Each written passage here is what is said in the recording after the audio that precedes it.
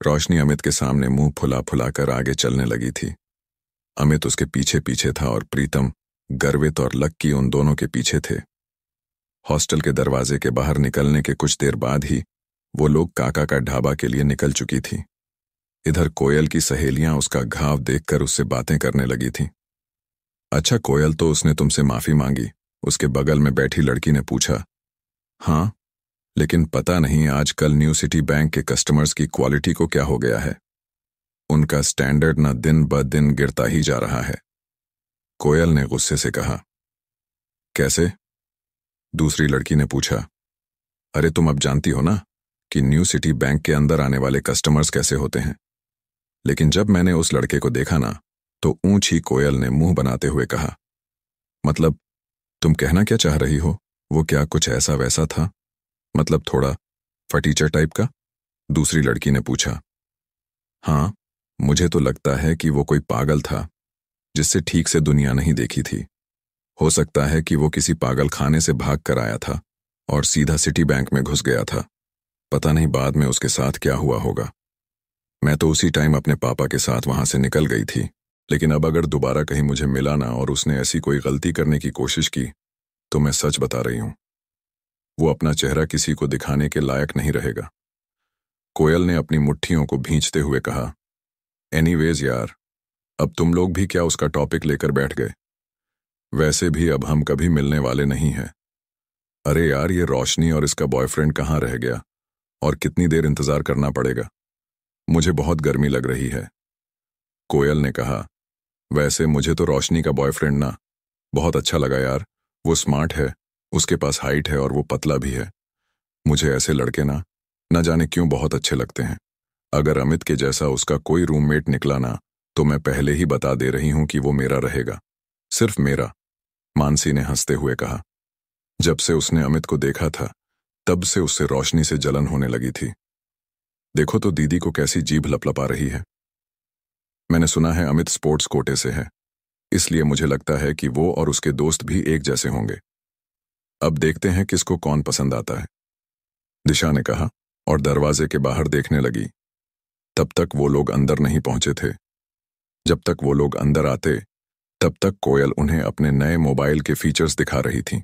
तीनों लड़कियों ने उसमें ढेर सारी सेल्फी ली और फिर जब वो आखिर में वेटर को बुलाकर उससे ग्रुप फोटो खिंचवाने ही वाली थी कि तभी रोशनी, अमित, प्रीतम, ग्रवीत और लक्की अंदर आ चुके थे। इससे पहले कि लक्की पूरा अंदर घुस पाता, उसने प्रीतम से कहा, तुम लोग जाओ, मैं जरा वॉशरूम से होकर आता हूं। उसे याद आया कि उसकी पैंट पर कीचड़ लगा हुआ था, इसलिए वो उसे साफ करने के लिए वॉशरूम चला गया।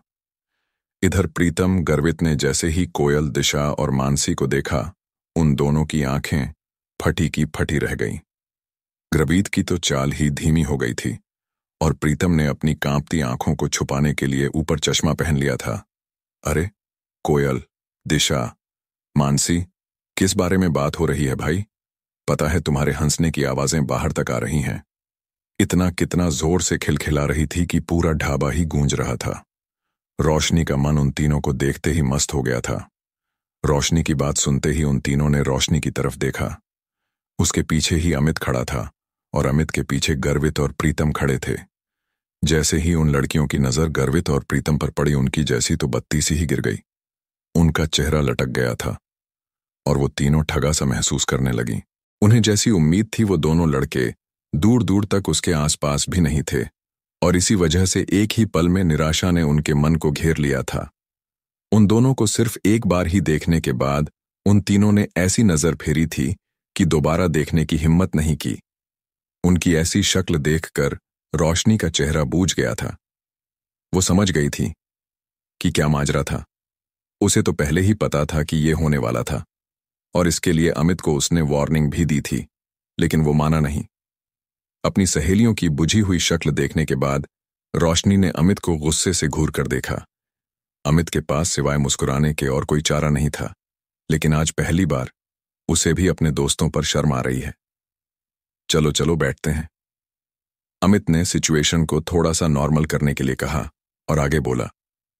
प्रीतम, तुम दिशा के बगल में बैठ जाओ और गर्वित, तुम मानसी के पास आ जाओ। अमित ने कहा। प्रीतम दिशा की ओर बढ़ ही रहा था, लेकिन उससे पहले ही दिशा उठकर मानसी के बगल में बैठ गई। उसकी इस हरकत से ये तो साफ हो गया था कि वो प्रीतम को नापसंद करती थी और ना ही उसके साथ बैठना चाहती थी। अमित ने जैसे ही ये देखा, वो मारे शर्म के पानी पानी हो गया। उसे अपने दोस्तों के लिए बहुत बुरा लग रहा था। वो यही सोच रहा था कि इससे अच्छा था कि वो खाने का प्रोग्राम ही कैंसिल कर देता, लेकिन अब तो वो आ गए थे और इसलिए खाना खाना जरूरी था। इधर दिशा और मानसी ने अपने अपने फोन निकालकर सोशल मीडिया चलाना शुरू कर दिया। उस टेबल पर कुल 4 लकड़ी के स्टूल लगे थे और एक स्टूल पर 2 लोग बैठे थे। दिशा और मानसी एक स्टूल पर बैठ गए, प्रीतम और गर्वित एक स्टूल पर, अमित और रोशनी एक स्टूल पर बैठ गए, लेकिन कोयल अकेली बैठी थी। कोयल को अकेले देखकर अमित और रोशनी दोनों ही चौंक गए थे। कोयल उन सब लड़कियों में सबसे सुंदर थी और साथ ही वो सबसे चूजी भी थी। उसके पिता के पास खूब पैसा था, इसलिए वो ऐसी वैसी चीजें पसंद नहीं करती थी। अब ऐसे में अगर लक्की कोयल के पास बैठता तो क्या होता? न कोयल को पता था कि उसके पास लक्की बैठने वाला था और ना ही लक्की को पता था कि कोयल के पास उसकी सीट खाली थी। भले ही लक्की उतना खराब न दिखता था, लेकिन उसके कपड़े उसकी पर्सनैलिटी की मिट्टी पलीत करने में लगे हुए थे।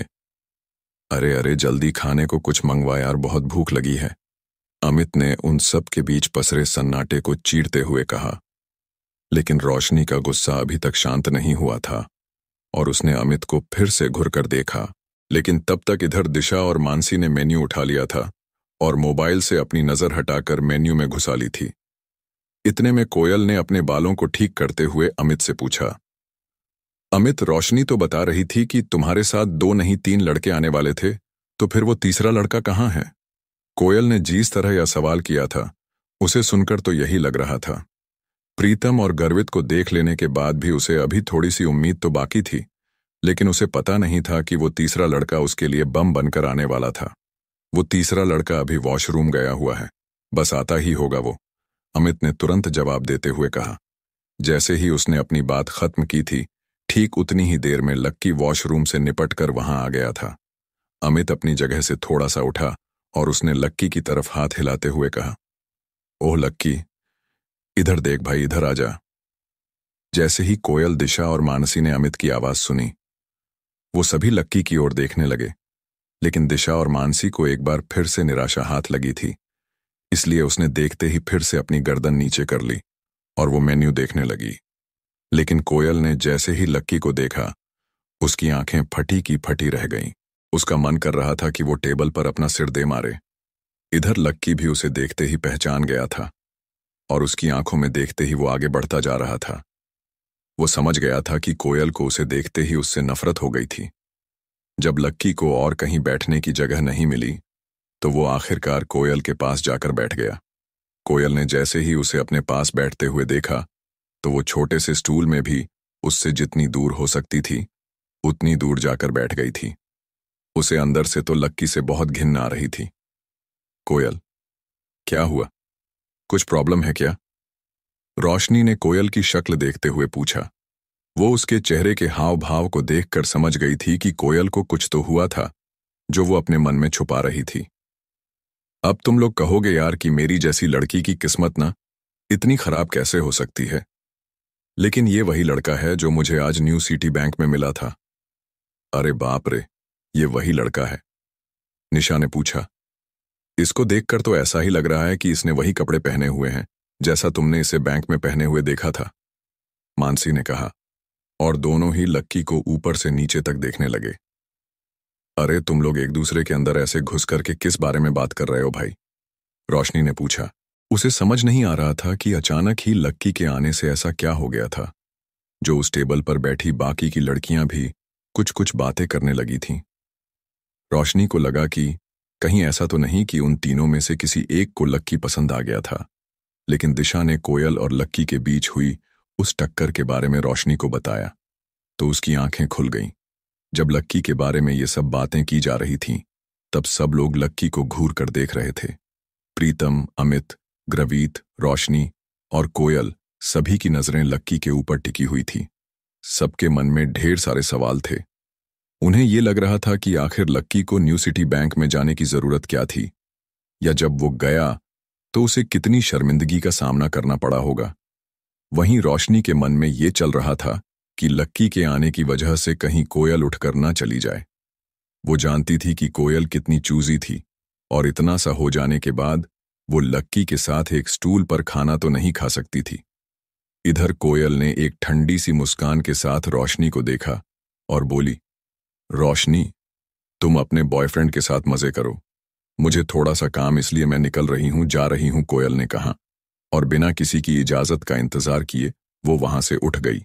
रोशनी को तो पहले ही से मालूम था कि ऐसा कुछ होने वाला था, फिर भी उसने कोयल को रोकने की कोशिश की थी, मगर वो नहीं रुकी। रोशनी का गुस्सा भरा चेहरा देखकर इधर अमित अपने आप को कोस रहा था कि आखिर वो इन लोगों को अपने साथ क्यों लेकर आया। लक्की ने जब देखा कि सारी गड़बड़ उसकी वजह से हो रही थी और कोयल लगभग दरवाजे पर पहुंच गई थी, तो वो जोर से चिल्लाया और बोला, रुको। उसकी आवाज सुनते ही सब चौंक गए थे। तभी जाते जाते 1 सेकंड के लिए दरवाजे पर ही रुक गई थी।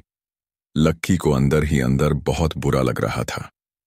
एक तो उसे ये बात चुभ रही थी कि आज उसकी वजह से कोयल को वहां से भूखी उठकर जाना पड़ रहा था, और दूसरी बात उसे ये खल रही थी कि उसके आसपास की दुनिया और उसके आसपास के लोग सिर्फ और सिर्फ पैसे के पीछे पागल थे। इससे पहले कि कोयल दरवाजे के बाहर निकल पाती, लक्की ने उसे आवाज देते हुए कहा। लक्की की आवाज सुनकर कोयल ने गुस्से में कहा, क्या है, क्या है, फिर से मुझसे टकराना चाहते हो? कोयल ने लक्की से बात करते हुए कहा।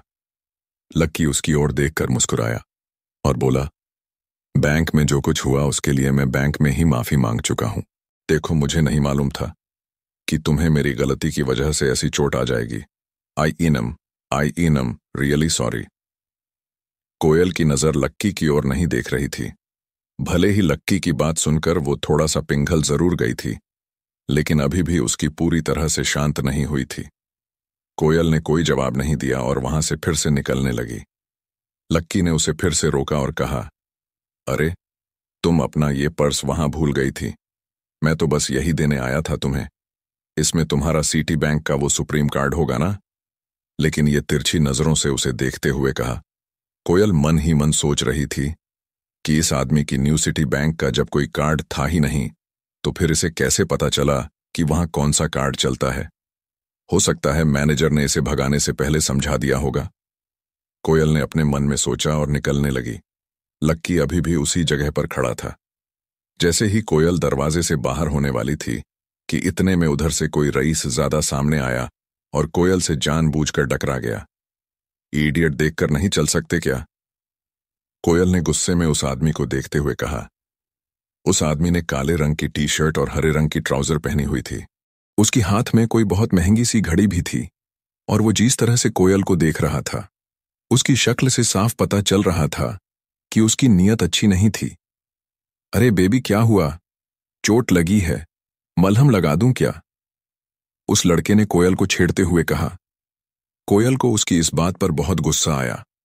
एक तो वो पहले ही सुबह अपनी चोट भूली नहीं थी, और उसके बाद इस आदमी से टकराने के बाद उसका गुस्सा और बढ़ गया था। इतना कहते ही वो आदमी कोयल की दिशा में आगे बढ़ने लगा।